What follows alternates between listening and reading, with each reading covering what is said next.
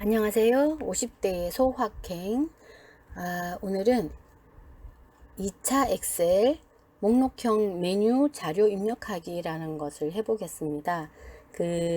어제 했던, 지난번에 했던 금전 출납부에서, 어, 내용을 입력을 하고 숫자를 입력을 하고 쭉쭉 한 다음에 이제 나중에 합계를 한번 내볼 때 그 같은 것끼리 모아서, 예를 들어서 수입은 수입끼리 모아서 얼마였는지, 또 지출은 지출끼리 모아서 얼마의 합계를 내고 싶다, 그럴 경우에 코드를 만들어 두면 코드가 같은 것끼리 모을 수가 있잖아요. 그래서 그거를 어, 만들어서 이제 어떻게 이거를 이제 활용을 할 건가, 이거에 대한 걸 할 건데, 그거를 이제 그 콤보 박스라는 거를 눌렀을 때 그 메뉴를 선택하게 해서 입력하는 방법이 있습니다. 그것을 데이터 유효성 검사라고 하는데, 그걸로 오늘 데이터 유효성 검사에서 목록을 어떻게 만들고 지우는지, 그 다음에 이걸 저장을 하고 나서 인쇄를 할 때 또 A4 용지에 잘 배치가 맞는지 이런 것도 한번 해보고요.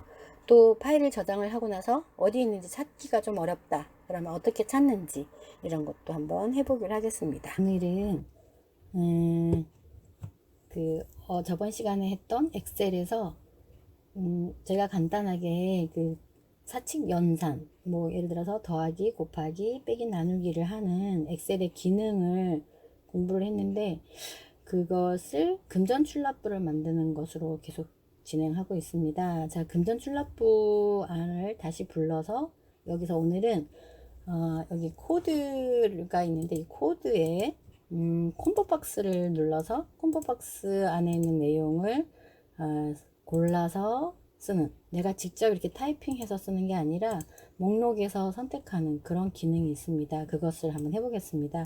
이것을 하는 이유는 예를 들어서 금전출납부 적요란이 이렇게 뭐 2월금도 있고 회비도 있고 이렇게 수입과 지출이 나눠져 있는데, 이 항목을 나중에 항목별로 모아서 저장을 하고 싶다, 그럴 경우에 이렇게 글자가 다 틀리면 같은 글자끼리 모이기가 좀 어렵기 때문에 코드를 만들어서 수입, 이건 지출, 뭐 이런 식으로 아주 간단하게 수입과 지출로 해도 되고, 아니면은 이 수입도 조금 세부적으로 나눠서 코드를 한 6개 정도 만들어도 되는데, 오늘은 코드를 한 6개 정도 만들어서 이 코드를 클릭을 해서 만들어 놓고, 이 코드별로 한번 나중에 모아서 다시 계산을 한번 해보는 그런 걸 해보려고 해요.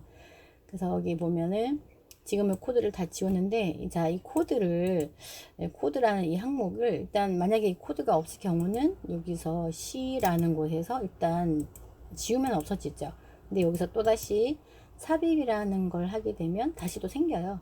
생겨서 이렇게 셀을 언제든지 늘릴 수 있습니다. 이렇게 블럭을 잡아서 늘려도 되고요.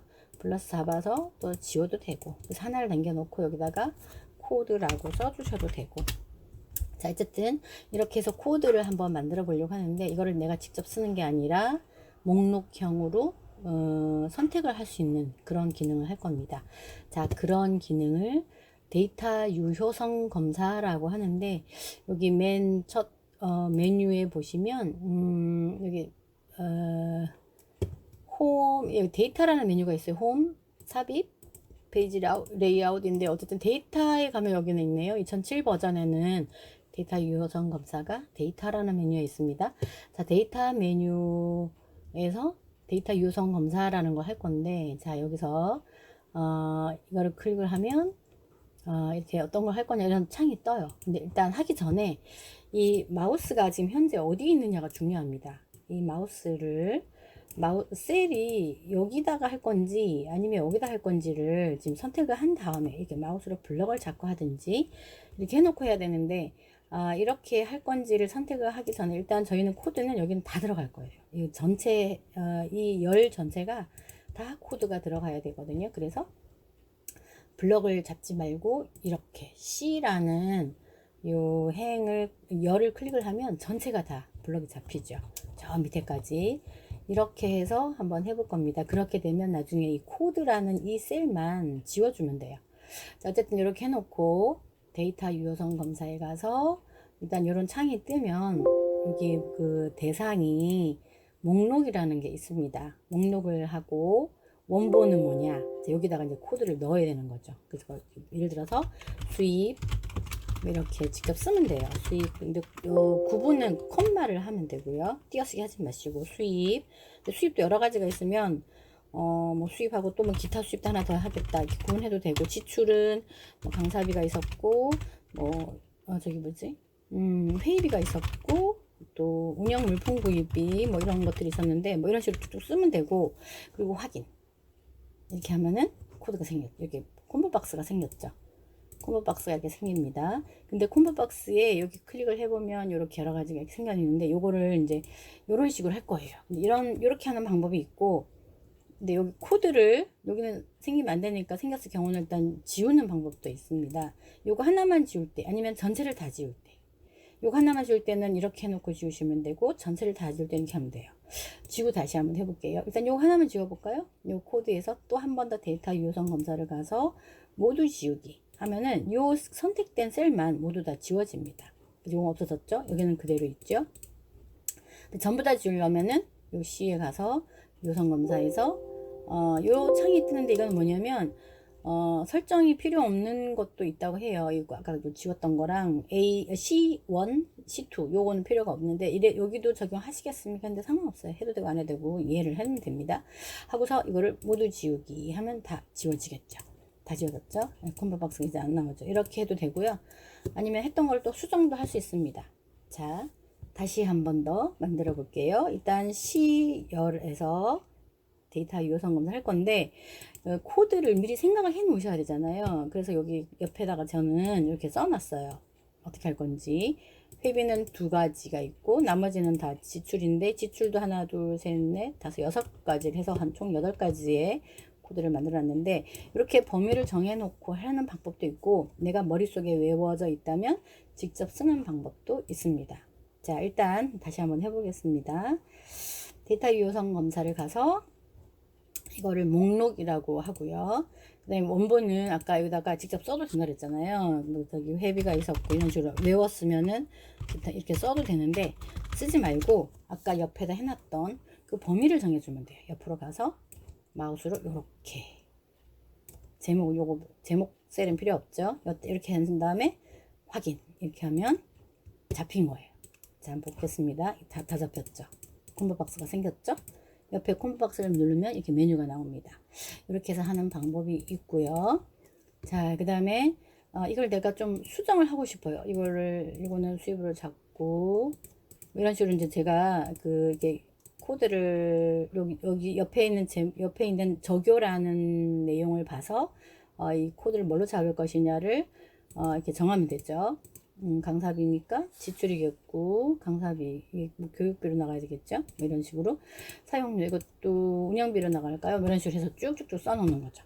이렇게 해놓으시면 되는데, 하다가 보니까 이거 나 거기 뭐지 코드를 좀 하나 더 만들고 싶다 라던가 항목을 좀 더 늘리고 싶다라고 하면 수정을 해야 되죠. 그럼 또 다시 한 번 더 요 전체를 클릭을 한 다음에 여기는 범위를 정했기 때문에 옆에 가서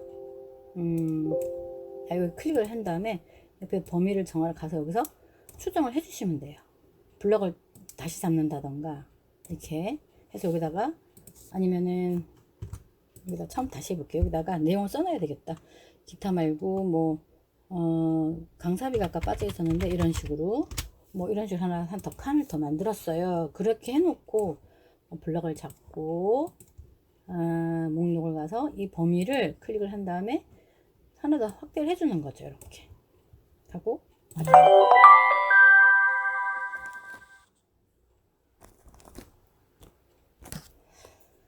자, 이렇게 해서 하는데 여기까지 하고요. 그 다음에 자, 그렇게 해서 수정하는 방법도 있고, 다 지우는 방법은 데이터 유효성 검사에서 그러니까 모두 지우기를 하면 다 지워집니다. 자, 이렇게 해서 이제 코드를 다 만들어 봤습니다. 그런데 또 이런 경우가 있어요. 이 코드라는 거를 여기다가 이제 이렇게 해놓고 보니까 이 시트, 여기를 시트가 하나, 둘, 셋, 요 화면 밑에 보면 시트가 3개가 있는데 여기 다른 시트에다가 이렇게 써놔도 좀 깔끔하겠죠. 여기는 안 보이니까 여기다 써놓은 거를 하는 방법도 있습니다.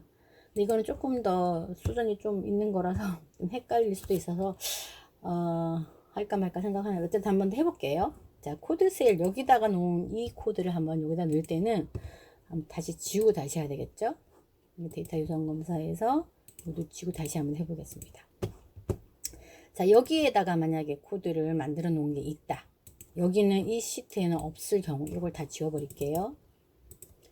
자, 이렇게 되어 있는 경우 여기는 없는데 이 코드 셀이라는 곳에다 숨겨 놓은 거죠. 여기다가 이제 놓고 내가 그 코드를 콤보 박스를 만들고 싶다 그러면 조금 까다로운 게 여기서 유선 검사에서 목록으로 해 놓고 그 범위를 정하려 클릭을 한 다음에 이 셀로 가야 되는데 코드 셀로 클릭을 하면 안 넘어가요. 소리가 나죠? 안 넘어간다는 뜻이거든요. 그래서 이렇게 하면 안 됩니다. 그래서 되도록이면 옆에다가 해놓는 게 편하긴 한데 꼭 여기다가 있는 거를 하고 싶다. 그럴 경우는 이 코드 셀로 와서 여기서부터 여기까지의 그 항목을 마우스로 블럭을 잡은 다음에 이 항목에 대한 이름을 정의를 해줘야 돼요. 그것을 이름 정의라고 하는데, 이 엑셀에서는 이렇게 블럭을 잡고, 어디 가면요. 수식에 가면 이름 정의라는 메뉴가 있죠. 수식에 이름 정의라는 메뉴가 있는데, 이 이름 정의를 가서, 이름을 정해 주시면 돼요. C2에서부터 C9까지의 이 블럭을 잡은 이곳에 이름을 뭘로 할 것이냐. 그래서 이거를 뭐라고 할까요? 코드라고 할까요? 코드 이름, 코드명 이렇게 이름을 제가 정해 볼게요. 하게. 자, 그러면 여기서는 C2, C3, C4, C5 이렇게 주소가 이렇게 뜨는데 콤보 박스를 누르면 코드명이라는 이게 또 보입니다. 코드명. 근데 이건 뭐냐면 이렇게 블럭 잡았을 때만 코드명으로 보여요. 여기 하나하나씩 눌렀을 때는 이게 지금 코드명이 뭘로 된 여기 이 전체가 이름이 뭘로 된지 모르지만 전체를 블럭을 잡았을 때 코드명이라는 이름이 뜨죠. 네, 이렇게 해서 이름이 정해져 있는데 이렇게 이름을 해놓고 아까처럼 가서 해야 됩니다. 그럼 이러면 나중에 이걸 지워버리면 어떻게 될까요? 어떻게 지우나요? 이것도 한번 해볼게요. 이걸 지우려면 이름을 정의해 놓은 게 다 계속, 그러니까 이 시트 여기 보면 밑에 있는 거를 시트라고 하거든요. 이 시트가 여러 개 있는데 이 시트 전체에 이 이름은 해당이 됩니다. 왜냐하면 이름 정의에서 통합 문서라고 되어 있잖아요. 이 안에서 내가 이 셀에만 적용되는 것이 아니라 통합 문서 전체 문서에다가 이 이름을 코드라고 지었기 때문에 이 전체 이름이 코드명이라는 것은 어느 시트에 가더라도 적용이 된다라는 뜻이에요. 그래서 이거를 나중에 이름 정의해 놓았을 때 좀 필요할 경우도 있지만 필요 없는 경우는 지워야 하는 경우가 있거든요. 그래서 지우려면 또 어떻게 하느냐? 지우는 방법은 일단 마우스를 이 블럭을 점한 다음에 아까 여기 이름 관리자라는 메뉴가 있잖아요. 수식에서 이름 관리자. 여기 가면 이제 이렇게 이름 정해져 있는 게 쭉 리스트가 보이게 될 거예요. 이거를 클릭해서 삭제해서 지워야 돼요. 지우면은 요 블럭 접혀 있는 요 부분에 이름이 없어지긴 한데 어쨌든 이름은 요대로 해서 이름을 지어 놨습니다. 나중에 지운다 그러면 이 이름을 지우려면 수식에 이름 관리자라는 곳에 가서서 지우셔야 된다는 거. 일단 지우지 말고 넘어가겠습니다. 자, 여기서 이제 여기를 아까 콤보 박스 다 지웠죠. 자, 여기를 다시 한 번 더 그 데이터 유효성 검사를 한번 해보겠습니다.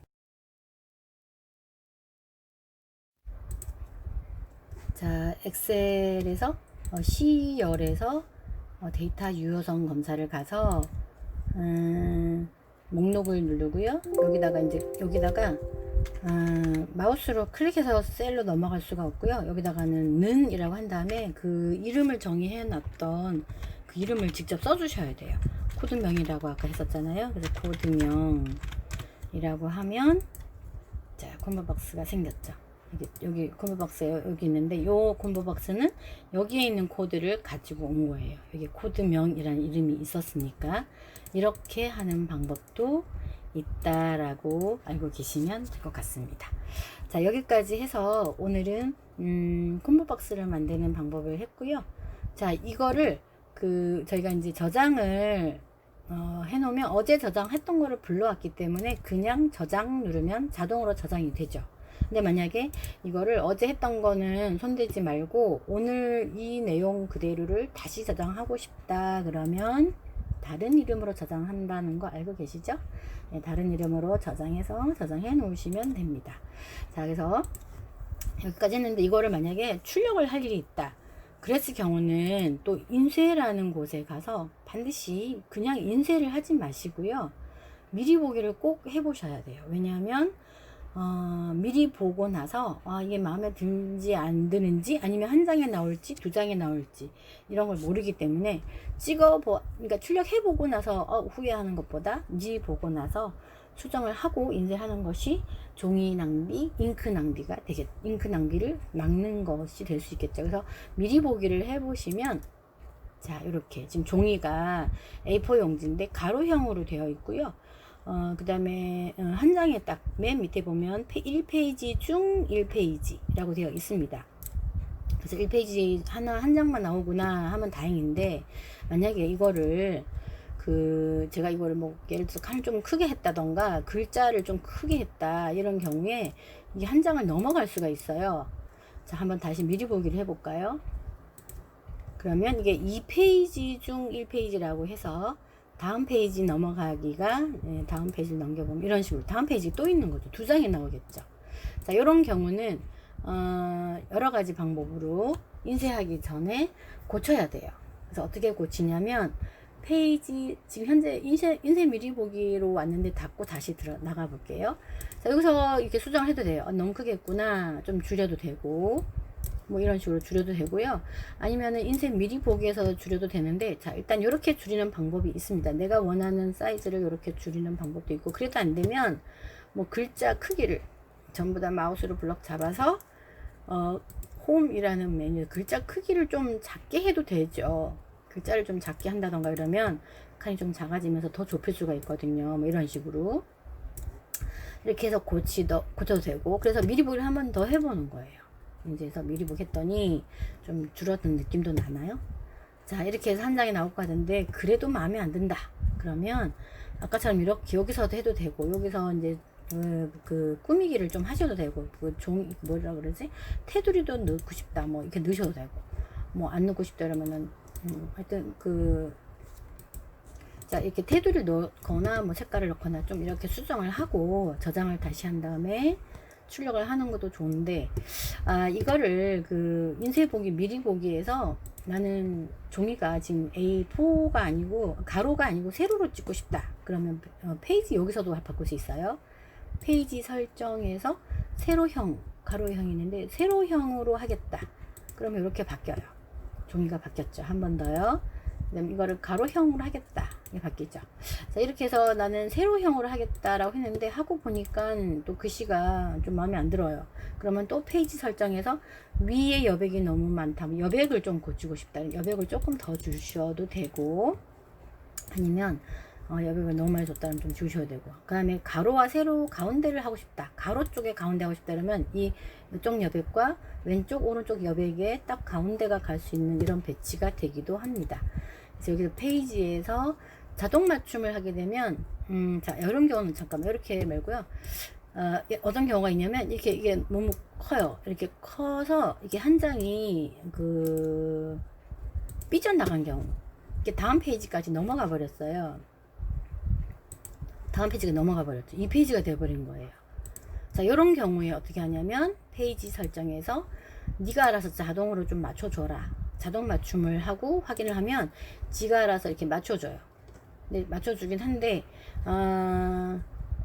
뭐 사이즈에 따라서 지금 작성해 놓은 시트 안에 있는 글자를 모두 A4 용지 한 장에 다 넣어버리는 거죠. 그래서 내용이 많으면 굉장히 작아져 버릴 수도 있다는 거 알고 계시면 좋을 것 같고, 이제 조금 정도 큰 차이가 되게 크게 나지 않으면 자동 맞춤으로 해주시는 것도 좋습니다.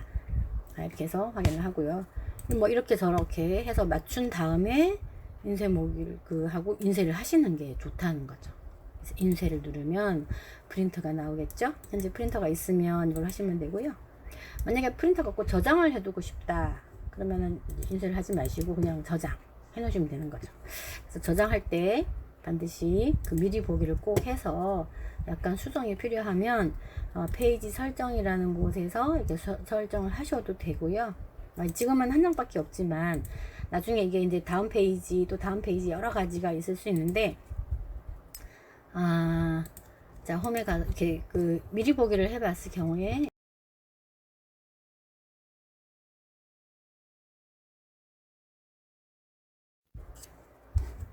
그리고 이제 저장을 한 거를 만약에 다음날 이걸 파일을 또 처음 시작할 때 이제 파일을 한번 꺼내야 되잖아요. 열기를 할 건데 열기를 했는데 어디에 있는지 모르겠다. 제가 저장해 놨던 파일이 어디에 있는지 모르겠다 하면은 그거 찾는 거를 한번 연습해 보기를 하겠습니다. 물론 최근에 한 거는 여기에 떠요. 근데 여기에 뜨는데 여기서 클릭을 하면 되겠지만 만약에 오래돼서 이게 다른 엑셀을 너무 많이 하다 보면 얘들이 다 사라져요. 새로운 것들이 올라가니까. 그럴 경우에 어디 있는지 열기를 했는데도 내가 찾는 파일이 어디 있는지 모르겠다. 그럴 경우에 찾는 방법을 한번 해보겠습니다. 물론 열기를 하고 여기서 찾아도 되지만 일단 요거는 닫고, 자 찾는 방법은 여기 화면 아래 보면은 바탕화면에도 있어요. 파일 탐색기라고 있습니다.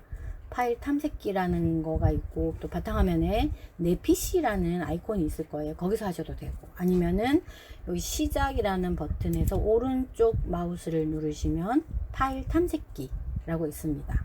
물론 검색해서 찾아도 되고요. 파일 탐색기라는 게 있는데 파일 탐색기는 파일 안에 그 폴더가 굉장히 많아요. 그 폴더 안에서 어디에 있는지를 찾고 싶을 때 주로 사용한 거고요. 검색을 가셔도 파일 탐색기가 있어요. 뭐 이렇게 하셔도 되는데 검색에서는 꼭 파일 탐색기만 찾는 것이 아니라 최근에 했던 뭐 여러 가지를 다 찾을 수가 있어요. 자 어쨌든 파일 탐색기를 눌러서 화면을 이렇게 열어보시면 파일 탐색기에 떠요. 그럼 내가 바탕화면에 저장해 놨는지 클릭을 해보시고 이렇게 쭉 드래그를 해보시면 되는데 주로 바탕화면에 많이 하시는 분이 많고요. 아니면은 컴퓨터 저장을 어디로 많이 하냐면 여기 드라이브가 C와 D라는 드라이브가 있어요. 물론 C는 기본적으로 모든 컴퓨터에 다 있는 거고요.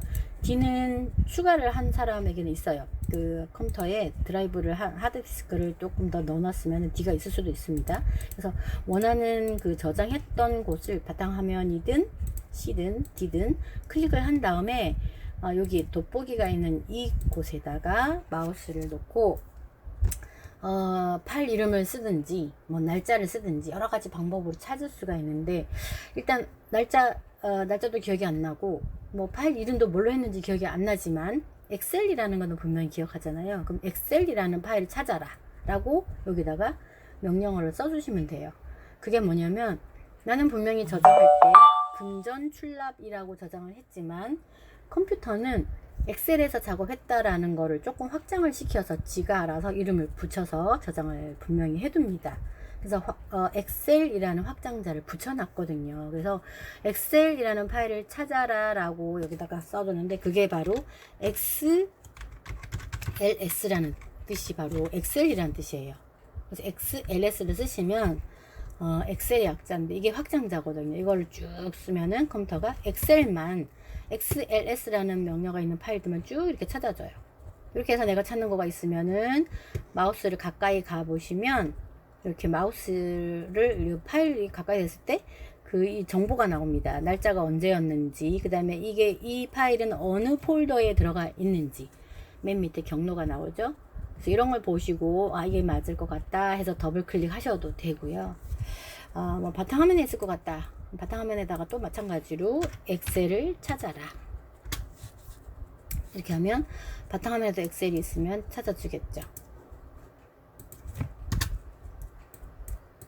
바탕화면에서는 참 이게 XLS라는 파일이 아니기 때문에